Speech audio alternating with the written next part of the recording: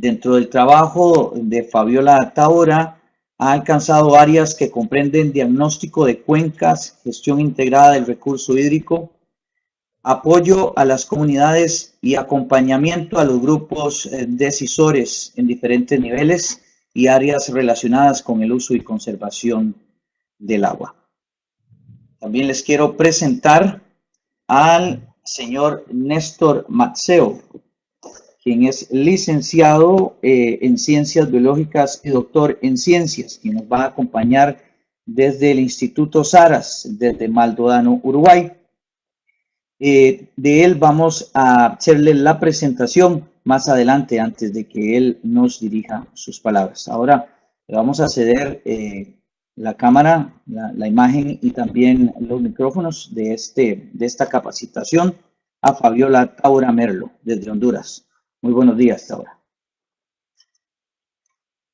Buenos días, tengan todos y todas ustedes. Agradecerles la invitación para poder participar en esta sesión sobre el recurso hídrico y la adaptación al cambio climático.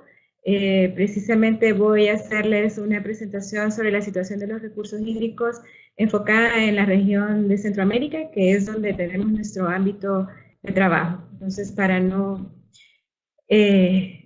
abusar del tiempo, vamos a iniciar. Primero quiero explicarles rápidamente sobre GWP. GWP es una red internacional que fue establecida en 1996 y nuestro objetivo principal es apoyar a los países en el uso sostenible de los recursos hídricos. Y nuestra visión es tener un mundo con seguridad hídrica. Nuestro trabajo lo enfocamos en nuestra estrategia vigente, la cual considera 6 áreas temáticas. La primera, todo lo que tiene que ver con la gestión de ecosistemas, específicamente los que tienen importancia para la regulación hídrica, la relación agua y alimentos, la gestión de cuencas transfronterizas, la relación agua y energía, la relación agua y cambio climático, que es el tema que nos ocupa esta mañana, y todo el tema relacionado con la urbanización, pues al tener poblaciones más urbanas también esto significa retos en la prestación de los servicios. Entonces, nuestro trabajo radica básicamente en cómo el agua se vincula con todos estos temas y cómo puede ser un elemento de desarrollo para cumplir metas en estos 6 temas que les he mencionado. Entonces, las características generales de Centroamérica. Bueno, es una región media diversa. Nosotros tenemos el corredor biológico mesoamericano con 11 ecorregiones. Podemos decir que somos una región con disponibilidad de agua dulce. Sin embargo, la población está ubicada en una distribución inversa, a donde contamos con la disponibilidad natural del agua. Tenemos varios cursos de agua internacionales, incluyendo acuíferos transfronterizos. Cerca del 40% del territorio de Centroamérica se encuentra ubicado en cuencas transfronterizas. Somos una región además con un alto riesgo climático. De acuerdo al ranking mundial, 3 de los países de la región están dentro de los 10 países más vulnerables al cambio climático, y esto definitivamente representa un reto para la gestión de los recursos hídricos, sobre todo considerando que este riesgo también se debe a que casi el 70% de los desastres que se han presentado en la región se deben a eventos de origen hidrometeorológico. Contamos con una población altamente urbana también, cerca de 3/4 de la población de Centroamérica es urbana. Y además, pues tenemos la persistencia todavía de pobreza, ¿verdad?, en varios de nuestros países, especialmente Honduras, Guatemala y Nicaragua, donde nuestras principales fuentes de riqueza son precisamente los bienes naturales. Entonces, esto hace que pues seamos más vulnerables cuando nos afectan fenómenos extremos, ¿verdad? Y que pues tengamos de alguna forma menor capacidad para sobreponernos a los impactos que ocurren cada vez que nos impactan este tipo de fenómenos. Esta gráfica solo es para ilustrar lo que les acabo de mencionar. ¿verdad?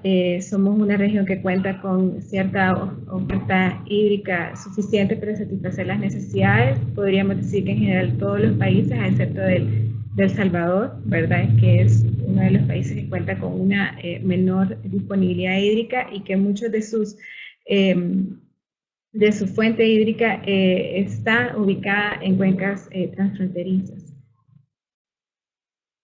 Aquí también en esta gráfica ilustramos lo que les mencionaba, ¿verdad? Donde el 70% de los recursos hídricos están ubicados en la vertiente del Ártico, donde solo se ubica el 30% de la población.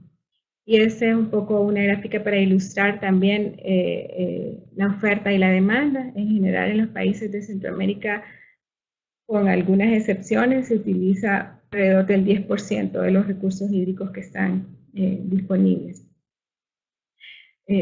Sumado a lo que les mencionaba, ¿verdad? Que los recursos hídricos están ubicados de forma inversa a donde se ha ubicado la población. Además, con el cambio climático, la precipitación, los patrones de precipitación han variado mucho, ¿verdad? Entonces eso también implica o representa otro reto para la gestión de los recursos hídricos frente al cambio climático.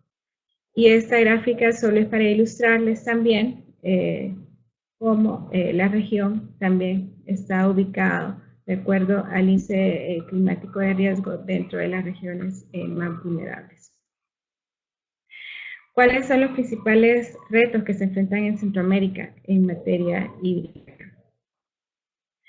En términos de agua potable y saneamiento para todos. Como ustedes pueden ver en este cuadro, en general los países de la región han reportado pues altos niveles de cobertura a nivel urbano, ¿verdad? Con sus excepciones a nivel rural, podríamos decir que ahí está la brecha, y también en términos de saneamiento. Sin embargo, esos niveles de cobertura podríamos decir que no se refieren a una cobertura que considere todos los elementos de calidad, ¿verdad? Porque hablamos de cobertura donde se cuenta con una infraestructura, pero no necesariamente el agua que está recibiendo esa población es con la calidad adecuada o con la frecuencia necesaria, ¿verdad? Hay casos de poblaciones donde reciben agua una vez a la semana, en los mejores casos, o una vez al mes, en otros casos, ¿verdad? Entonces, ¿qué nivel de cobertura o qué nivel de calidad de cobertura tienen estas poblaciones? El otro tema también son las brechas financieras que encontramos en el sector en cuanto a poder contar con los recursos necesarios para realizar inversiones, para mejorar los servicios de agua, pero también a las tarifas adecuadas que los usuarios estén pagando y que permitan también que los usuarios hagan un uso eficiente del recurso. Tenemos una limitada capacidad institucional, eso está ligado con las limitaciones financieras también, y eso representa, también es un elemento a considerar cuando se nos presentan o cuando los servicios de agua potable son interrumpidos porque nos afecta a un evento extremo. Pues si tenemos debilidad institucional, entonces tenemos menor capacidad para responder a estos riesgos, ¿verdad? Tanto a nivel de sequía como a nivel de inundaciones o deslizamientos cuando se nos interrumpen los servicios, ¿verdad?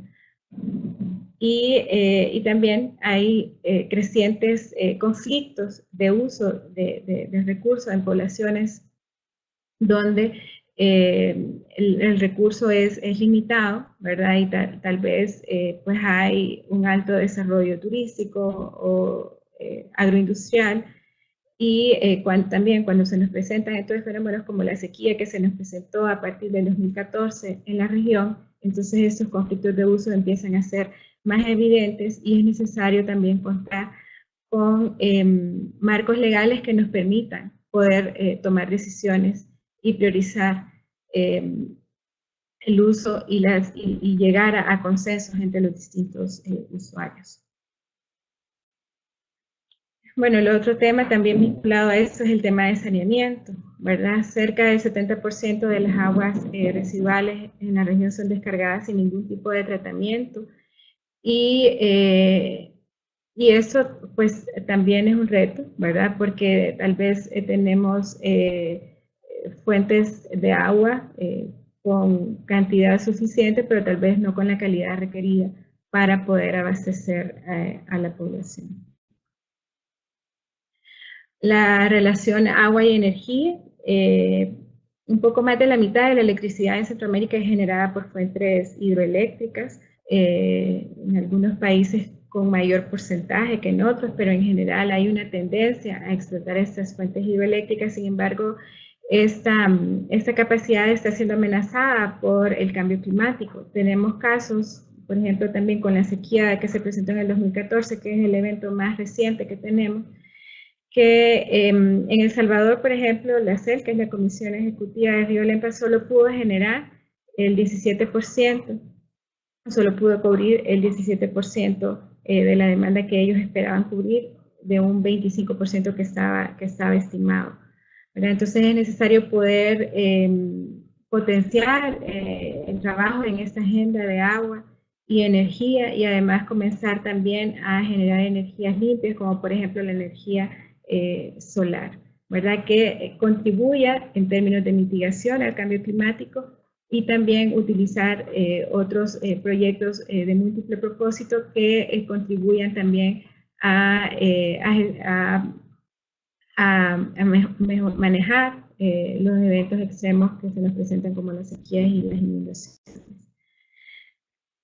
En cuanto a la adaptación y al cambio climático y la reducción de riesgos, como les mencioné antes, ¿verdad? Entre 1970 y el 2011, casi el 70% de los desastres que ocurrieron en la región son por eventos de origen hidrometeorológico.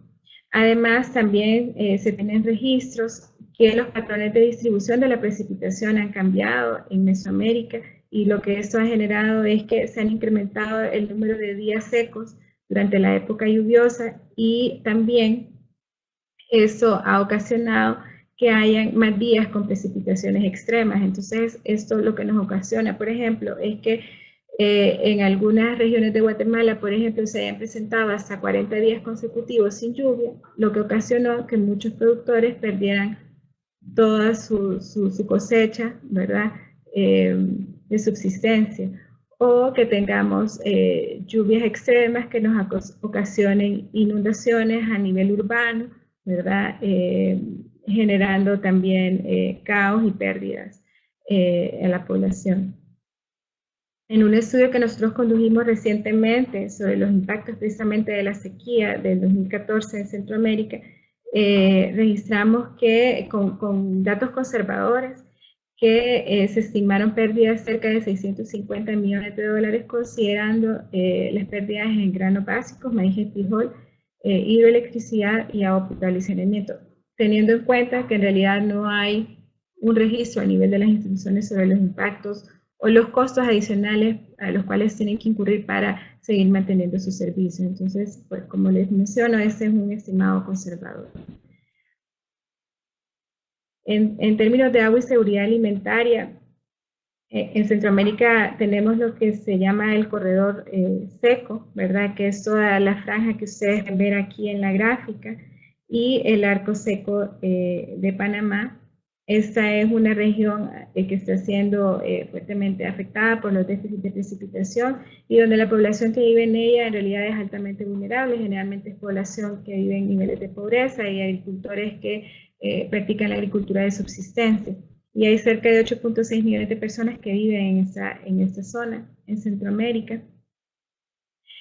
Sin embargo, como les mencionaba, son familias que todavía dependen de la lluvia para garantizar su seguridad alimentaria, y que no tienen fuentes de agua o medios, tecnologías de almacenamiento de agua, tecnologías de riego. Entonces, cuando se nos presentan fenómenos de sequía, entonces pierden todas sus cosechas, y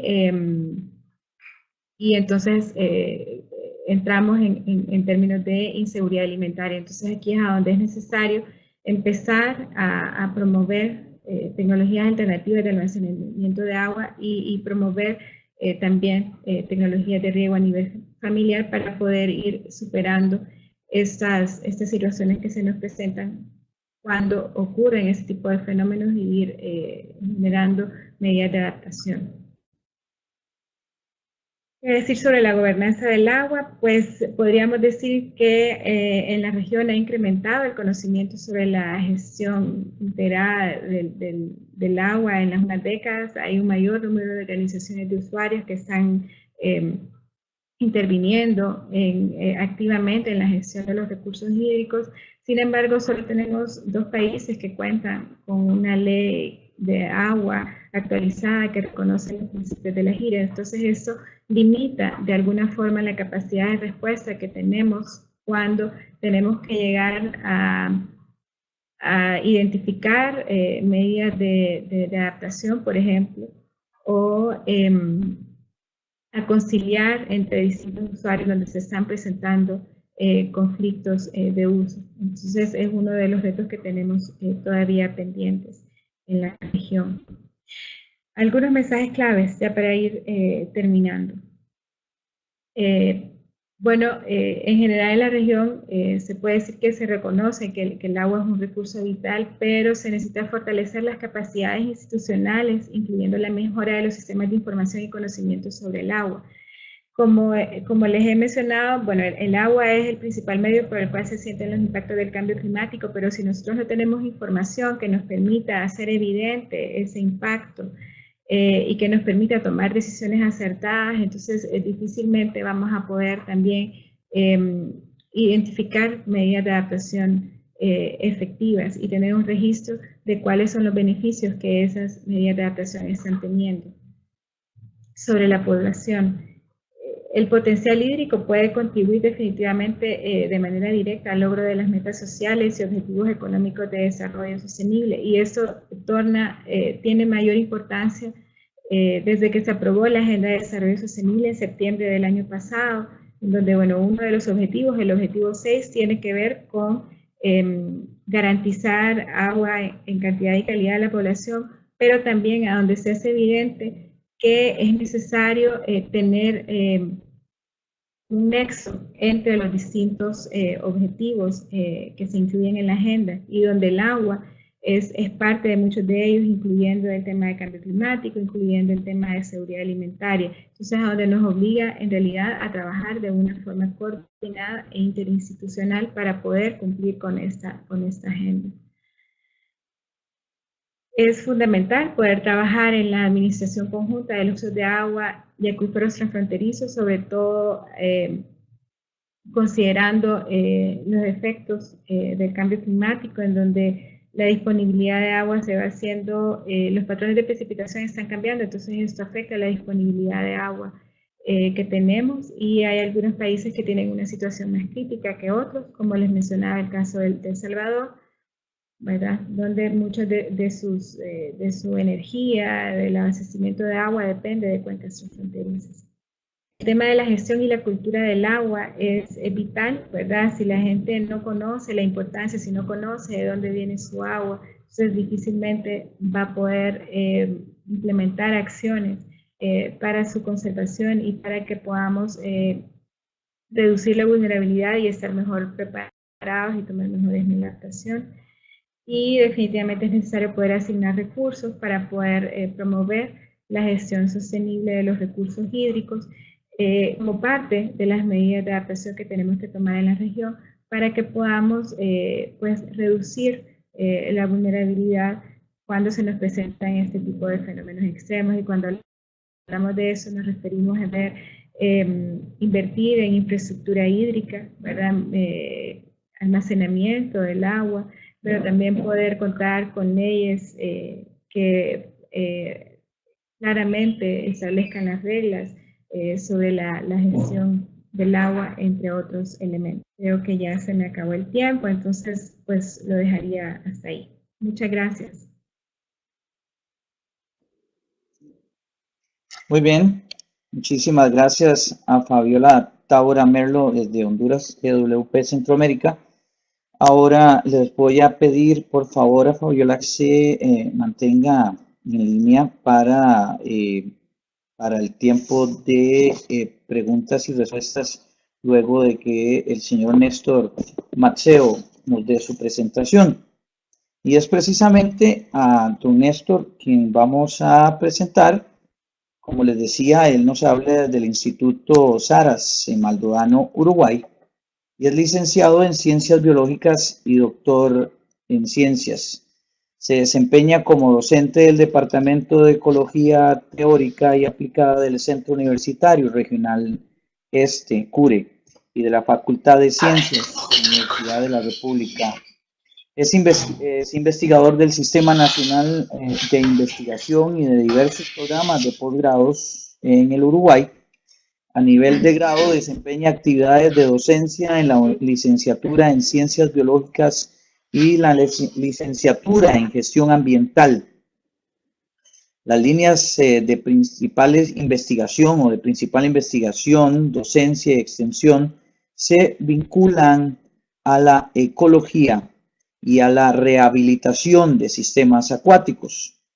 A partir del año 2006 comienza con el desarrollo del Instituto Sudamericano para Estudios sobre Resiliencia y Sostenibilidad, SARAS, por sus siglas en inglés, junto a otros científicos.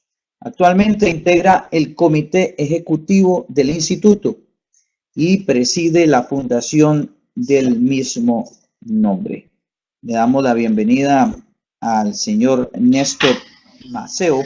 Ahí también, don Néstor, le recordamos que tenemos 20 minutos de exposición a partir de este momento, y a los participantes y a Fabiola que por favor nos sigan enviando sus preguntas por medio del chat para que muy amablemente nuestros expositores luego de la presentación de don Néstor, nos den sus respuestas.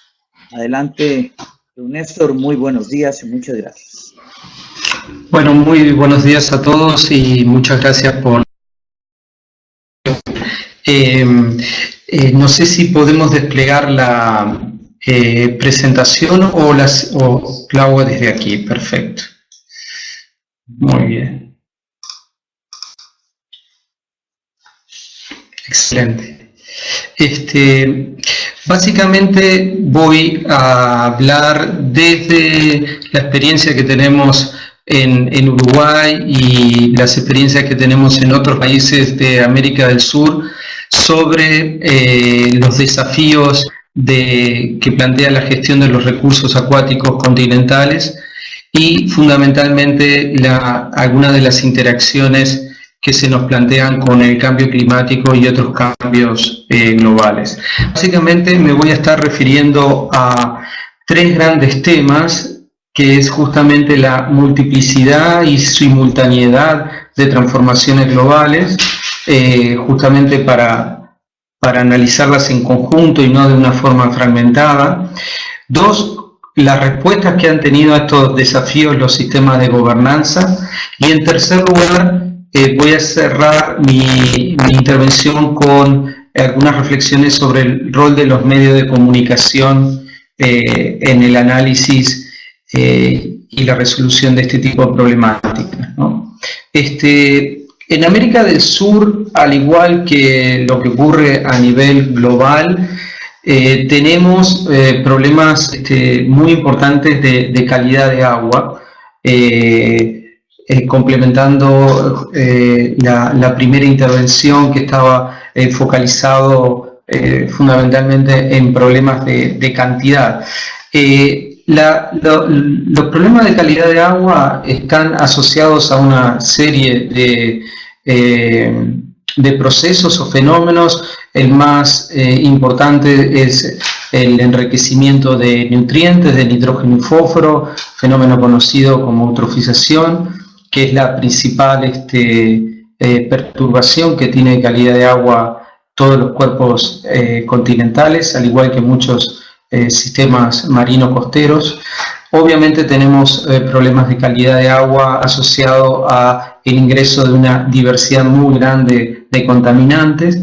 Muchas veces tenemos problemas de calidad de agua debido a la fragmentación y pérdida de humedales, por ejemplo, lo que es la afectación de de hábitat, en específico de humedales, es un ejemplo que ilustra este caso. Y luego tenemos problemas de calidad de agua asociado a la introducción de especies, sobre todo de especies de peces como carpas o otras especies que nos generan varias interferencias. En este diapositivo vemos algunas de las consecuencias que tiene, por ejemplo, el fenómeno de eutrofización, que al igual que lo que ocurre en un agroecosistema, la llegada de nitrógeno y fósforo aumenta la productividad de una cantidad de componentes. Esos componentes pueden ser microalgas, cianobacterias o pueden ser plantas acuáticas. ¿Cuáles son las causas de la eutrofización? Bueno, básicamente la ausencia de sistema de tratamiento de efluentes en centros poblados, o en algunos casos cuando tenemos sistemas de tratamiento de efluentes no incluyen las fases terciarias, que justamente luego de la fase secundaria, donde pretendemos degradar la materia orgánica, en la fase terciaria retenemos los nutrientes que se originan de esa descomposición de la materia orgánica. En este sentido, el continente tiene un importante camino a recorrer en los dos componentes, ¿no? Tanto en la construcción de sistemas básicos de efluentes como en terminar de acoplar fases terciarias a sistemas ya construidos. Y luego tenemos obviamente el capítulo de lo que denominamos los aportes difusos, que aquí entra todos los aportes asociados a la fertilización en la agricultura, todos los problemas que están asociados a la ganadería, la sobrecarga de ganado, el acceso directo a cuerpos de agua, etc. Las consecuencias de este proceso ya las habíamos ilustrado, pero me parece que es importante en este diapositivo señalar la pérdida de una serie de servicios ecosistémicos que resultan claves para el bienestar humano, ¿no? Estamos hablando de afectaciones en el suministro de agua potable, pérdidas de biodiversidad, pérdidas de valor de inmuebles en toda la infraestructura que está asociado a cuerpos de agua que se eutrofizan, y hay otras múltiples interferencias con la recreación, el riego y consumo, tanto para ganado como para la agricultura. Si alguien está interesado en estos aspectos, después en las preguntas lo podemos abordar. Ahora, una pregunta que muchas veces se hace desde el ámbito periodístico es ¿por qué hay tantas dificultades para la prevención de estos fenómenos como la eutrofización? Sobre todo porque es un fenómeno que fue demostrado científicamente en 1969, ¿no? Bueno, y eso se debe a una serie de factores claves. Primero, que tiene una dinámica muy particular que voy a pasar a explicar en un segundo. Aquí no tenemos una respuesta gradual a nuestras presiones, y eso vamos a ver que tiene una serie de particularidades que desafían el ámbito de la gestión. En segundo lugar, es un fenómeno multicausal. No solo el aporte de nutrientes tiene diferentes causas, sino que también el aporte de nutrientes puede tener sinergias con otros procesos, fundamentalmente, como lo vamos a ver dentro de unos minutos, con lo que es la variabilidad climática y los cambios que pueden ocurrir en la variabilidad climática.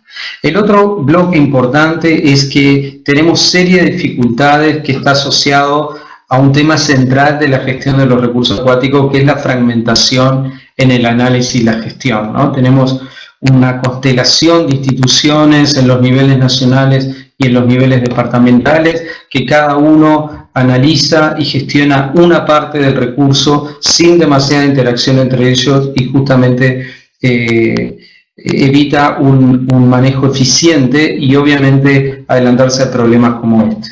Y justamente la dinámica temporal de este fenómeno presenta discordancias muy fuertes con la dinámica del sector político, y eso lo vamos a ver justamente a partir del siguiente diapositivo.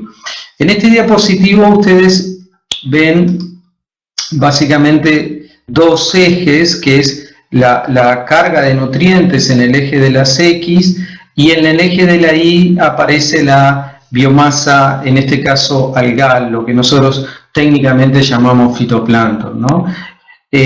Cuando nos movemos de la izquierda a la derecha significa que está aumentando la carga nutriente. Pero si ustedes ven este gráfico, tenemos una línea roja, que es el proceso de eutrofización, y tenemos una línea azul, que es el proceso de recuperación, muchas veces asociado al control del aporte externo a nutrientes, lo que llamamos oligotrofización. Si nos concentramos primero en la línea roja, hay un elemento que llama la atención, es decir, el sistema puede soportar, digamos, un incremento sustancial en la concentración de nutrientes sin tener un aumento en la biomasa algal, pero superado cierto umbral, el sistema cambia drásticamente de configuración. Esto es claramente una respuesta no lineal.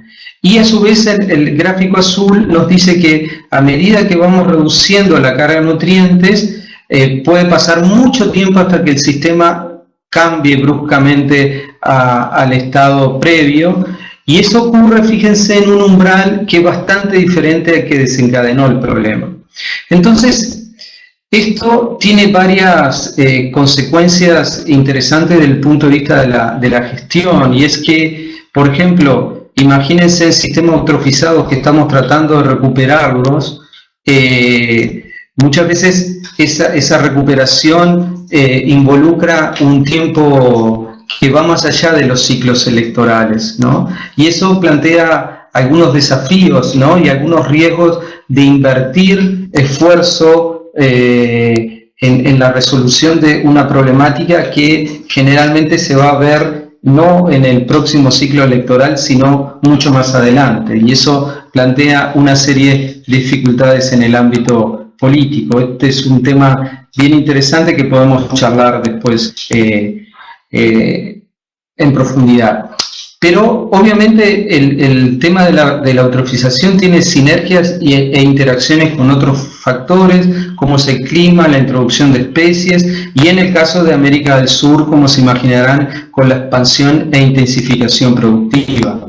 Aquí les pongo un ejemplo de esa interacción entre el cambio climático y la eutrofización, donde básicamente las modificaciones que estamos teniendo en la variabilidad del régimen de precipitación y de temperatura nos está ocasionando que ingresan más nutrientes al sistema, básicamente por una mayor capacidad de aporte por la correntía superficial, pero al mismo tiempo tenemos modificaciones asociadas al incremento de temperatura que nos modifica absolutamente lo que llamamos la trofodinámica, es decir, cómo ese aumento de la producción primaria se canaliza en el funcionamiento y en el metabolismo del sistema.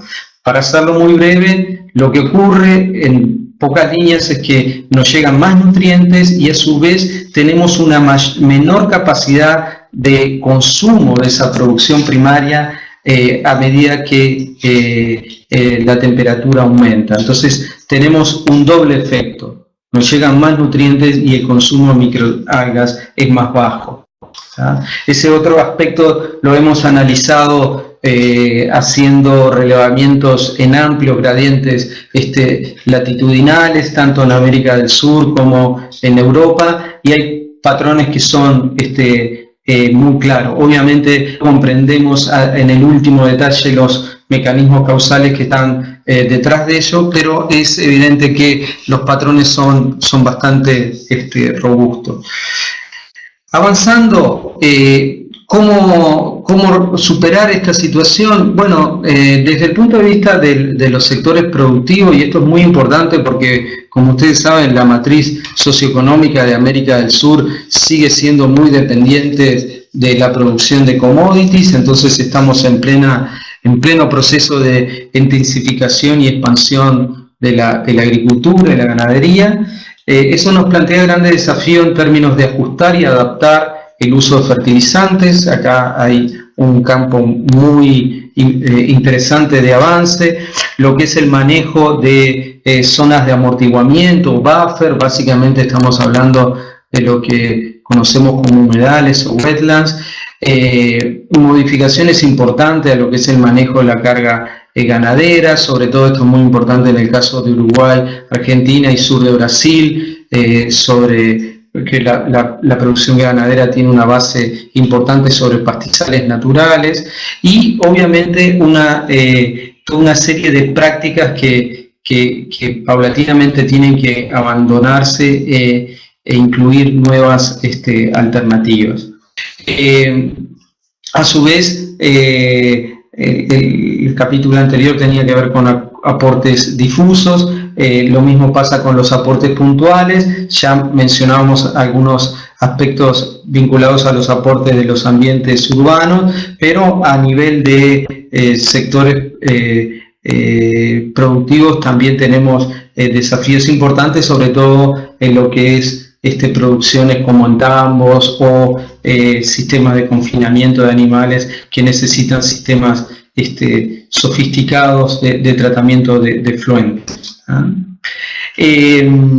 Obviamente aquí hay varios procesos donde el sector productivo no puede verse exclusivamente asociado a la causalidad del problema, sino que muchas veces el sector productivo también sufre las consecuencias de este proceso y ahí tenemos múltiples interferencias en los sistemas de riego o, por ejemplo, en el abrevadero de agua por parte del ganado, con la mortandad masiva de ganado asociado a floraciones de cianobacterias.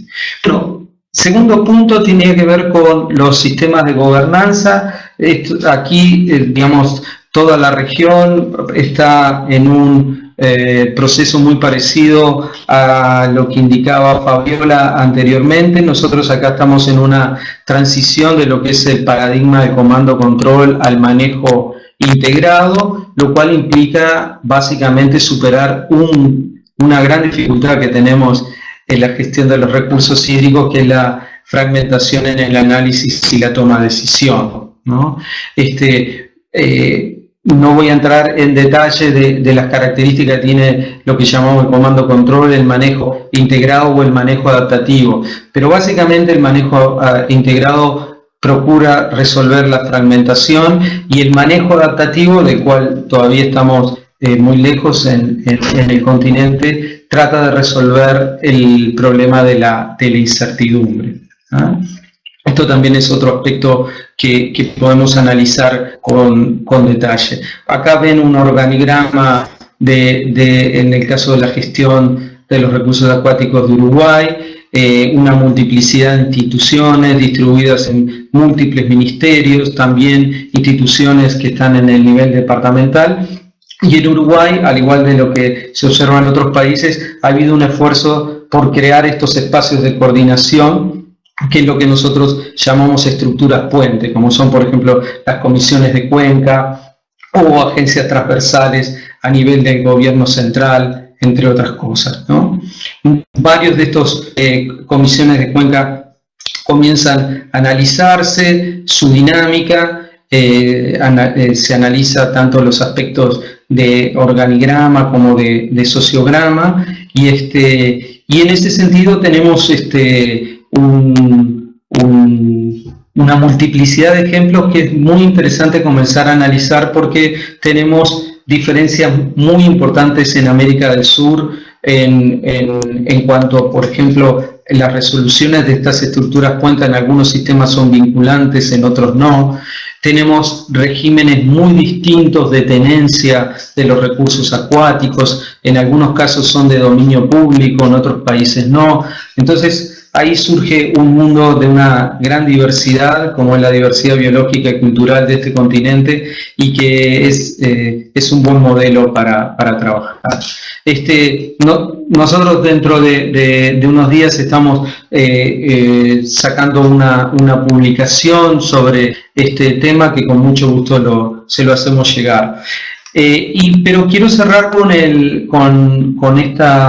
este punto que tiene que ver con, desde nuestro punto de vista, el manejo integrado no es la meta que debemos alcanzar, sino que es el manejo adaptativo. Sobre todo porque el manejo adaptativo nos permite ir reduciendo la enorme incertidumbre que tenemos en estos sistemas con procesos muy simples de detección de fallas y mejoramiento continuo, ¿no?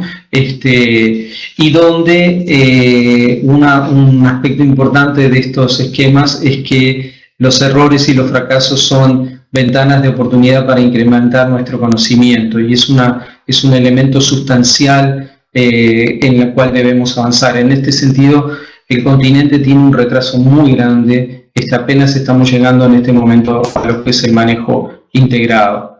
La incertidumbre es tan grande que, en palabras de Aristóteles, lo que ocurre muchas veces es que terminamos de aprender todo lo que aprendemos lo aprendemos haciendo, ¿no es cierto? Sobre todo en una dinámica muchas veces de acierto y también en muchos casos de error. Lo importante es que tenemos que promover el aprendizaje y los múltiples ciclos de aprendizaje, ¿no? Que van desde ajustar una medida, un plan de gestión de una cuenca, a repensar las reglas, las políticas, etcétera, lo que se llaman los ciclos de aprendizaje de primer, segundo y tercer orden. ¿Ah? ¿Cuáles son las grandes dificultades que debemos superar en el corto plazo? Primero tenemos un predominio del reduccionismo y enfoques cartesianos en la totalidad del componente técnico y también en el ámbito político. Esto es responsabilidad de los sistemas de educación terciaria y universitario. Esto plantea un debate bien interesante. Continuamos con un predominio de análisis unisectorial a nivel del Estado, que es una de las grandes dificultades que tenemos para la gestión de estos bienes comunes. Como les mencionamos, tenemos discordancia de escalas muy importante entre la dinámica de los sistemas naturales y los sistemas de gestión. Y por último, tenemos un número muy limitado de periodistas y comunicadores especializados en temas ambientales. Y me parece que es un tema central por la complejidad de las temáticas que estamos trabajando, y porque además en el caso de los sistemas de gobernanza, donde todo lo que se acuerda de las estructuras puente no es vinculante, el control de ese sistema es el control social. Así que ese es un punto que me parece que puede generar mucho espacio para el intercambio y debate. Y sobre todo me parece que, para cerrar, hay que generar un cambio cultural muy importante, donde todos tenemos que darnos cuenta que somos parte de este problema y salir de esa tendencia a ser unos espectadores del problema, donde lo único que nos interesa es saber quién es el responsable y no entender en nada por qué se genera y cómo se puede resolver. Bueno, muchas gracias. Muy bien, muchísimas gracias al profesor Néstor Maceo. Vamos a pasar al tiempo de preguntas y respuestas, de las cuales ya hemos recibido una gran cantidad de preguntas. Vamos a iniciar con Fabiola, las preguntas que tenemos para Fabiola. Y justamente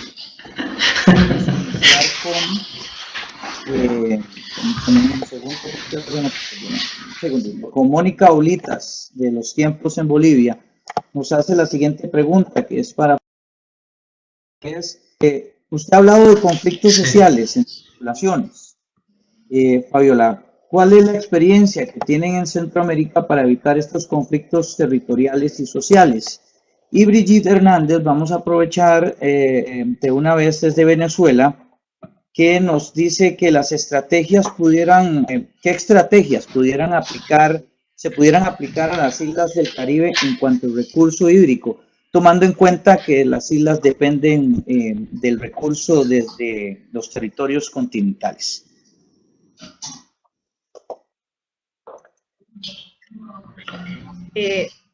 Ok, Carlos, no pude escuchar la primera pregunta. Escuché la de las estrategias para las islas del Caribe, pero no sé por qué, no pude escuchar el inicio.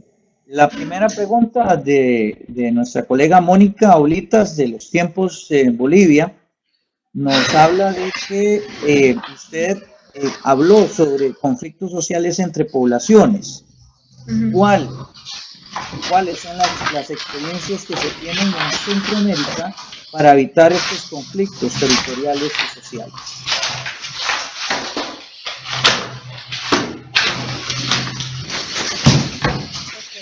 ¿Nos copió, Fabiola?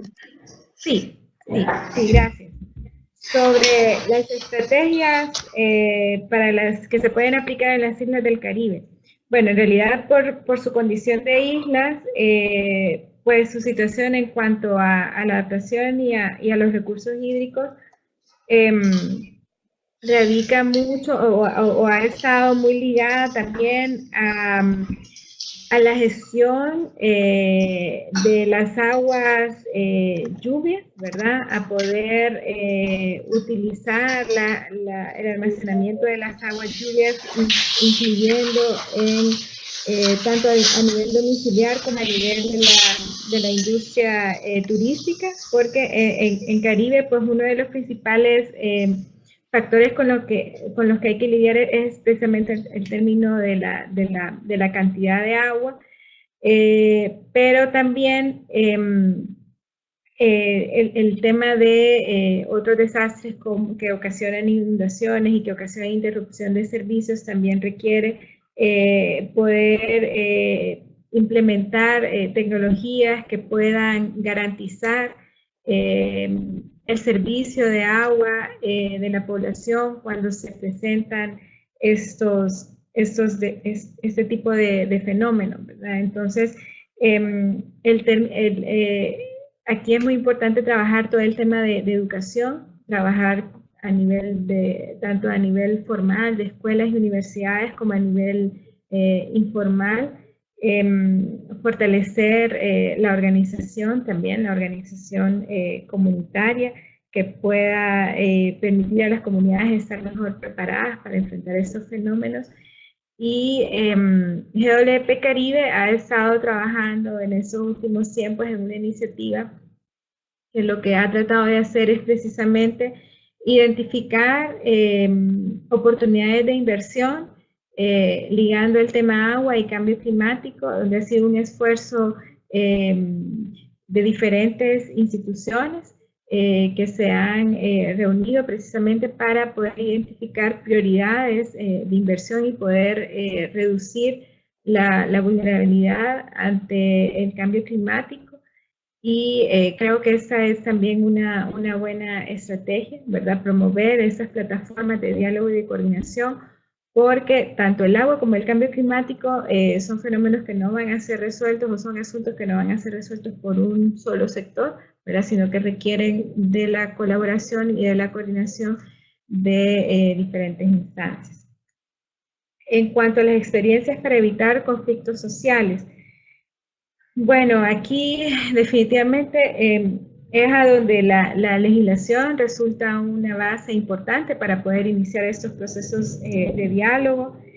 Y bueno, las experiencias que se tienen son positivas y negativas, ¿verdad? Pero una de las experiencias que se está o de las acciones que se están tomando para poder evitar los conflictos que se presentan a nivel comunitario son precisamente el establecimiento de mesas de diálogo a donde todos los interesados estén presentes. Esto se ha estado practicando, por ejemplo, en Panamá, donde hubieron conflictos en la zona de Chiriquí por concesiones para la generación hidroeléctrica, ¿verdad? Entonces se han estado estableciendo mesas de diálogo entre los distintos usuarios para poder llegar a consensos sobre el uso del recurso. Se han estado haciendo esfuerzos de coordinación interinstitucional, por ejemplo, en la zona de Guanacaste, de Costa Rica, donde hay todo un proyecto donde distintas instituciones del Estado intervienen para poder resolver la situación de déficit, ¿verdad?, de agua para los diferentes usuarios en esa zona. Los consejos de cuenca son otra de las instancias que se podrían también fortalecer, ¿verdad?, donde están representados tanto los gobiernos locales como los distintos usuarios de los niveles productivos. Fortalecer las organizaciones, las juntas de agua, ¿verdad? Que son las encargadas de prestar el servicio a buena parte de la población a nivel rural.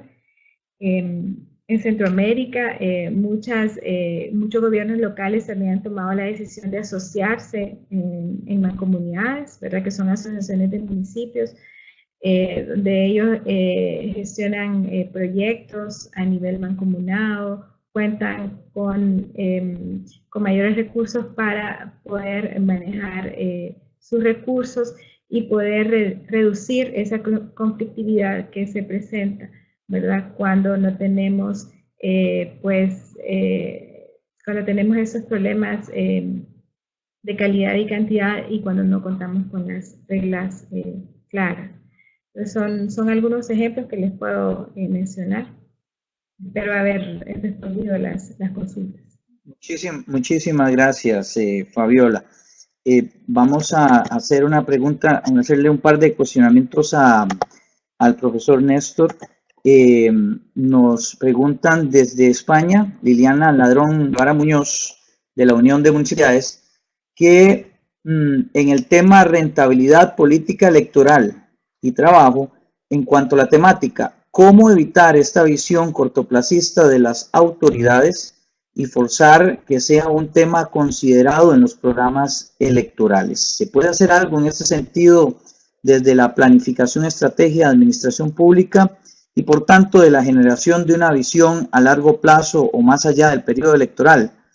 Y desde Uruguay, Paula Bianchi nos pregunta también cuál sería el rol de la prensa en la gestión de los recursos hídricos, más allá de solo informar.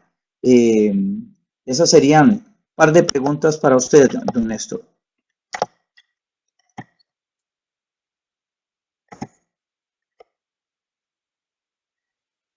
Muy bien, ahí se activó el audio. Muchas gracias por las preguntas. Justamente la visión de corto plazo es uno de los, digamos, de las principales limitantes con respecto a la gestión de estas problemáticas. Yo lo veo al sistema político en su conjunto, es decir, cuando estamos analizando el sistema político, analizamos tanto al componente de partidos políticos y sus figuras como al electorado, ¿no es cierto? Entonces, cuando pensamos que la dinámica del sistema político tiene ciertas características, como sobre todo enfatizarse en réditos de corto plazo, porque la propia dinámica electoral la gobierna, en definitiva es una característica que involucra el conjunto del sistema y eso hace también a los electores, ¿no es cierto? ¿Cómo superar eso? Bueno, yo creo que va a ser básicamente un cambio cultural. En la medida que vamos comprendiendo que estos problemas ambientales son persistentes, nos va a llevar un buen tiempo resolverlos siempre y cuando tengamos la capacidad de mantener ciertas acciones en el tiempo. Va a cambiar, creo que es la única forma de cambiar esa dinámica. Con respecto a la segunda pregunta, y veo varios comentarios aquí en el chat, yo creo que hay que forzar la transformación de los sistemas de gobernanza hacia los esquemas adaptativos. Para eso es fundamental que comencemos a contar en estos países con sistemas robustos y transparentes de información de calidad y de cantidad de agua. Hoy lo tenemos, pero de forma muy limitada, y es la única forma de avanzar en la construcción de un sistema adaptativo.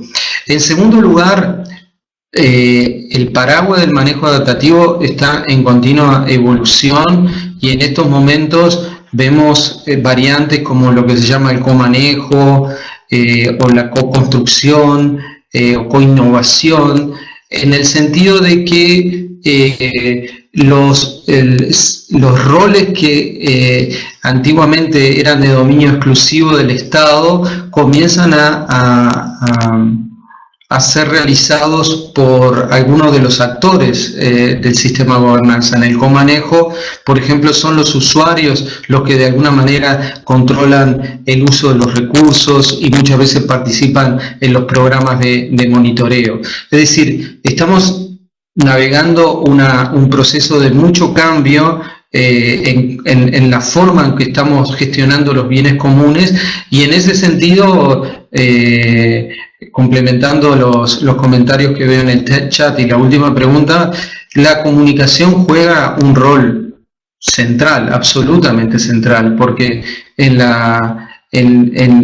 el análisis y la toma de decisión no solo hay que articular distintos saberes que vienen de dominios disciplinares muy distintos, sino tenemos que articular saberes extrauniversitarios, y además tenemos que articular una enorme diversidad de intereses en estos recursos. Entonces, en la medida que no tengamos un canal de comunicación lo suficientemente robusto para que en estas plataformas, como son las comisiones Cuenca, realmente tengan espacio ese intercambio de saberes y ese intercambio de intereses entre los usuarios, estos sistemas no pueden avanzar, ¿no? Entonces, desde ese punto de vista, yo creo que me alegro muchísimo por la convocatoria de este seminario y por el perfil que le han dado, y es uno de los temas que más nos interesa, porque vemos serias dificultades en la información y en la sobre todo comprensión de temáticas que tienen una multidimensionalidad que muchas veces lo hacen difícil de comprender. Pero yo creo que en la medida que se vaya construyendo un periodismo especializado en el tema, que no tenga que diversificarse en una multiplicidad de análisis y noticias, sino que tenga la posibilidad de estar trabajando en temáticas, como pasa por ejemplo en los deportes o en el ámbito político, etcétera, vamos a ir avanzando.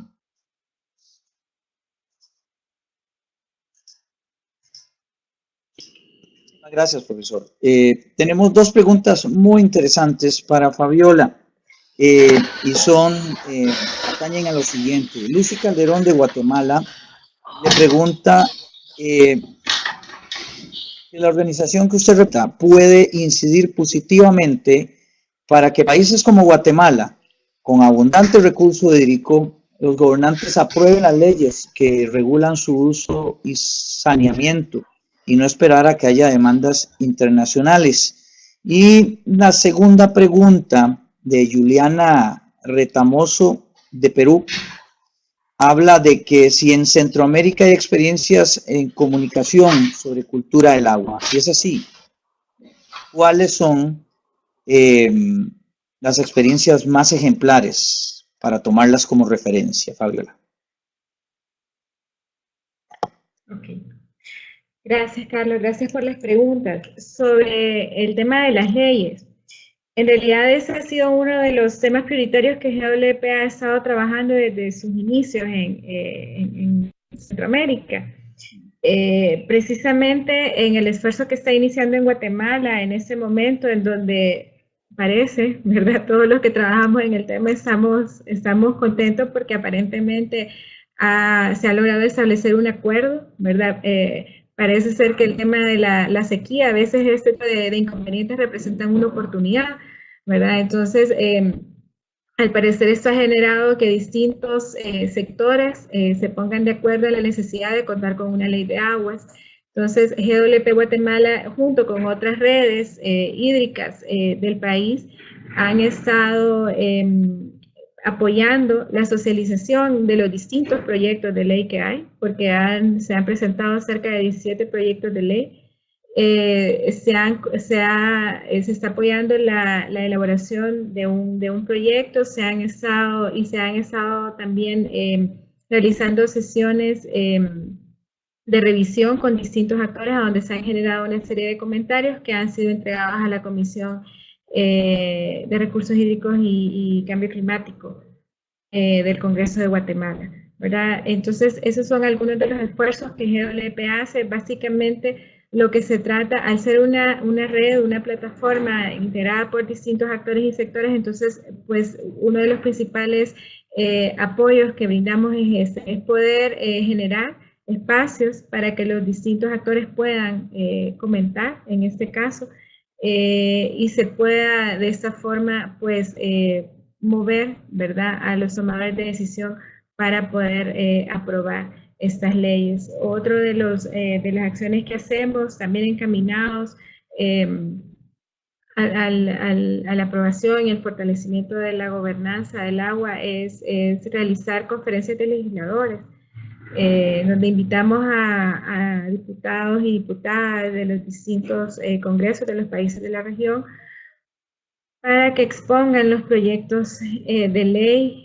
Invitamos representantes de otros países, de tal forma que ese intercambio de experiencias también ayude a resolver algunas dudas que se tienen sobre determinados elementos que integran la ley, ¿verdad? Entonces, esas son algunas de lo que le puedo comentar en relación a la ley de Guatemala. Y sobre proyectos de comunicación en términos de cultura del agua, nosotros hemos estado trabajando en este tema también desde hace algún tiempo. Realizamos un esfuerzo también por trabajar con los comunicadores, y por eso es que nos agrada mucho también estar participando en esta iniciativa de Latin Clima. Porque creemos también que buena parte de poder tomar acción radica en que la población tenga la información, ¿verdad?, pertinente para poder tomar decisiones.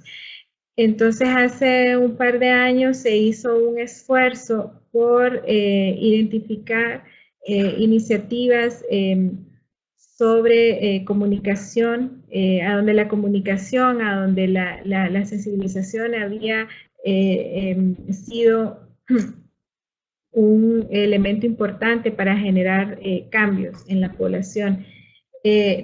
Fue un trabajo difícil, en realidad, porque lo que ocurre es que no se registran. O sea, en general, cuando se trabaja en gestión del agua, se trabaja en proyectos de comunicación, en capacitación, pero no se registran los resultados que eso está teniendo, cómo estas iniciativas se ligan con un cambio de actitud en la población o en los grupos meta. Entonces, eso fue lo complicado en esta iniciativa.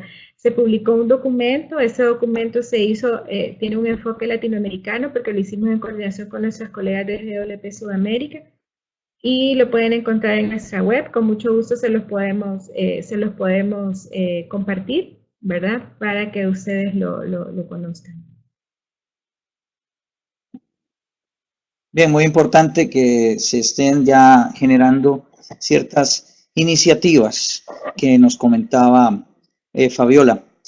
Profesor, desde Colombia, Yuli Daza nos pregunta que en lo que es los modelos, ejemplos de transición en la conciencia respecto al uso del agua y hacia el manejo adaptativo en Centro y Suramérica, ¿en qué se podría profundizar? Y otro aspecto importante que nuestros colegas nos están también preguntando es sobre que se refiera a lo que es biomasa de cianobacterias. Bien. Voy a empezar por lo último. Cianobacterias hace referencia a un tipo de, digamos, de componente microscópico que generalmente conforma lo que se llaman las floraciones algales, ¿no? Las floraciones algales es cuando nos quedan estos sistemas absolutamente verdes. Esas floraciones de componentes microscópicos se asocian a dos grandes grupos, lo que se llama algas o microalgas y el componente de cianobacterias. El componente de cianobacterias se le presta mucha atención porque generan múltiples interferencias. Más allá de las interferencias mecánicas, pueden generar algunas otras interferencias que son más complejas de manejar, como es en el caso de la producción de toxinas, lo que se llama cianotoxinas, ¿no?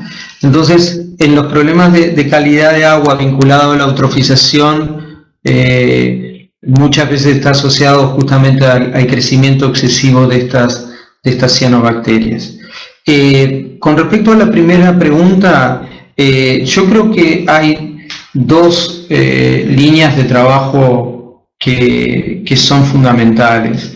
En muchos países de la región tenemos normativas que van avanzando de acuerdo a lo que es la evolución a nivel global de estos sistemas de gobernanza, pero creo que tenemos muchas dificultades en la interacción que plantean estos espacios, como son las comisiones de cuenca o otro tipo de estructuras puente. En este momento, digamos, tenemos la arquitectura o los lugares donde pueden ocurrir estas interacciones, pero digamos, la participación no se desarrolla en todo su potencial por dificultades que hay de diálogo entre los integrantes de estos espacios, y sobre todo el entendimiento y la comprensión de las problemáticas que nos toca administrar y superar. Yo creo que ahí hay todo un esfuerzo que básicamente involucra, yo creo que a los comunicadores, a los periodistas, que para mí es clave en este momento. Y lo otro que me parece que es fundamental es que hay que seguir trabajando en América del Sur para, y lo mismo pasa en el Caribe, para que realmente los países tengan sistemas sólidos de monitoreo de estos recursos, porque si no, tenemos dos problemas centrales. Uno es que no contamos con buenas evaluaciones de lo que es la calidad y muchas veces también la cantidad de nuestros recursos. Y en segundo lugar, no tenemos la menor capacidad de evaluar si las políticas que estamos definiendo o las medidas que estamos experimentando son acertadas o no. Entonces, eso nos inhibe totalmente la capacidad de aprendizaje que tenemos que tener en estos sistemas. Yo creo que ahí se abren dos frentes donde hay que concentrar gran parte de los esfuerzos, y en el primero de ellos me parece que es fundamental. Yo dejé esta última frase de todos somos parte de este problema, porque una de las cosas que muchas veces observamos, tanto en Uruguay como en otros países de la región, es que en la interacción entre los usuarios, los diseñadores de política pública, la academia, hay gente que se para como si fuera un espectador de esta problemática, ¿no? Y no se da cuenta que todos de alguna, en mayor o en menor medida, tenemos una contribución para hacer.